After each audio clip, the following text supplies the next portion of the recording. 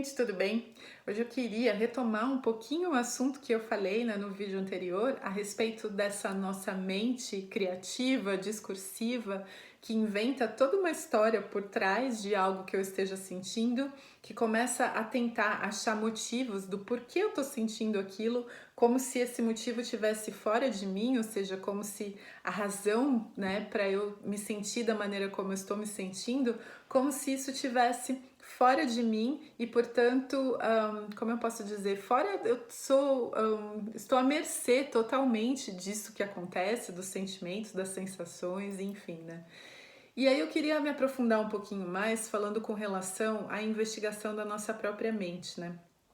Porque muitas vezes a gente parte de um princípio equivocado, a gente se confunde, né? O que acontece, um curso milagre chama de confusão de identidade. A gente tem um problema de identidade. A gente não sabe quem a gente não sabe que eu sou essa mente de natureza livre que tem a possibilidade de criar todas essas realidades mentais que eu crio. E eu acredito que eu sou os meus pensamentos. Então é quando o criador se confunde com a sua criação, né? Então eu vou explicar. Então é assim, eu tenho a minha natureza livre, eu poderia manifestar qualquer coisa em termos de pensamento, né? Mas eu escolho pensar que, por exemplo, eu até falei, né, no vídeo anterior, eu falei, eu sou muito nerd, eu gosto de pesquisar as coisas até o fundo e tal. Isso é uma confusão de identidade, isso que eu falei pra vocês. Então eu me confundo com essa personalidade que aparentemente gosta de pesquisar as coisas, de estudar, de ler, de fazer exercícios, de fazer tudo certinho, de acordo com o protocolo ali, né? E aí eu me confundo com essa descrição que eu faço de mim mesma e eu acho que eu sou aquilo. E a partir do momento que eu acho que eu sou aquilo, eu tô me aprisionando dentro de uma ideia daquilo que eu acho que eu sou.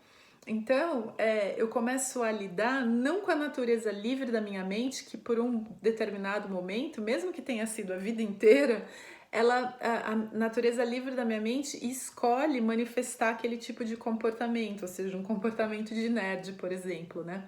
E aí eu esqueço que eu sou a fonte de todas essas manifestações e que eu sou a fonte de todas essas expressões, né?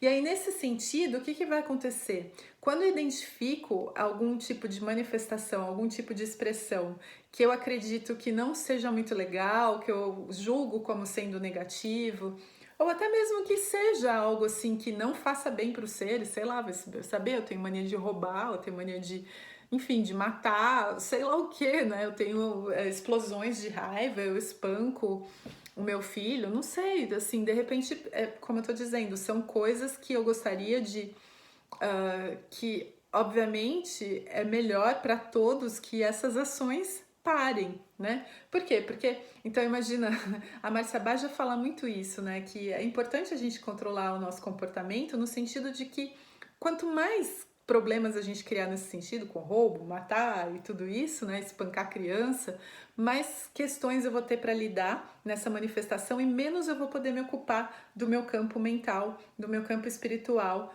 menos eu vou poder cuidar do que é mais importante na minha vida, que é a iluminação, né? Mas aí, nesse sentido, o que eu quero dizer é que a gente vai se concentrar não em eu, Juliana, pessoalmente corrigir aquele pensamento e fazer tudo muito certinho nesse sentido individual, pessoal aqui, né? Mas eu vou olhar para aquela manifestação da minha mente e eu vou perceber e eu vou começar a contemplar como é que a mente se estreita. Então, a mente como um todo, a mente de todo ser humano. E aí é muito louco, né? Porque quando eu começo a observar esse estreitamento da mente, ou seja, essa falta de visão, essa falta de sabedoria, quando eu começo a escolher algo para mim como sendo verdade, eu estreito a minha mente, eu não tenho sabedoria para lidar com a diferença, né, entre o pensamento, por exemplo, e a realidade, né, a realidade como ela se manifesta e aquilo que eu penso a respeito da realidade. Então, o que acontece é que isso interfere negativamente nas minhas relações. Então, quando eu reconheço a natureza da minha mente, eu percebo, eu flagro esse momento, eu falo assim, puxa vida, é assim que a mente se estreita. eu não tinha percebido. E aí eu percebo que essa é a mente do ser humano, e inclusive a minha, então isso vai. Eu não vou mais nem conseguir sentir raiva do outro, porque eu sei que ele tá com a mente estreita, eu sei que ele segurou uma visão e ele acredita que aquela visão é verdadeira, ele tá com falta de sabedoria, ele tá com falta de ignorância, né? Tem uma prática de autocompaixão no livro Um Coração Sem Medo, do Thupten que é o tradutor oficial do Dalai Lama, mas é um, como é que eu posso dizer? Ele tem pós-PhD, ele é um filósofo, um estudioso, né?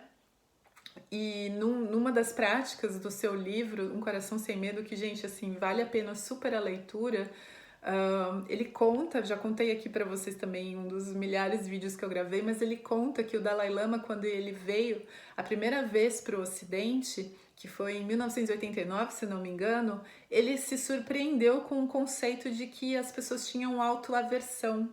Porque, assim, para ele, a autocompaixão era algo fundamental que todo ser humano tinha. Ele não conseguia entender que a gente tinha um sentimento de autoaversão, né?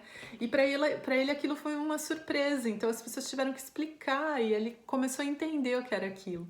E no livro do Thupten ele fala que essa é uma questão assim ocidental mesmo, ocidental ou não, né? Mas é uma questão que a gente tem um costume assim de se chicotear, de se achar o último dos últimos, de não conseguir encontrar, por exemplo, esse sentimento de compaixão que é inato a todos os seres, essa bondade que é inato a todos os seres. Então, por isso a nossa dificuldade de encontrar o Cristo, de encontrar o Buda dentro de nós. A gente fala assim, não, Cristo não viveria numa pessoa como eu, vocês não sabem quem eu sou, gente, sério, né? Que a gente tem uma visão, assim, de que nós somos pessoas a serem castigadas, né, nesse sentido.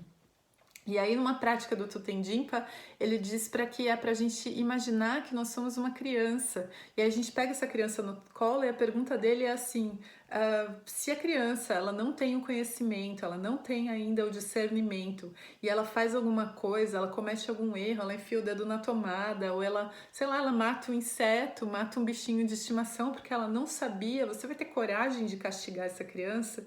E no nosso caso, nós somos essa criança também, né? Com ignorância, com falta de sabedoria.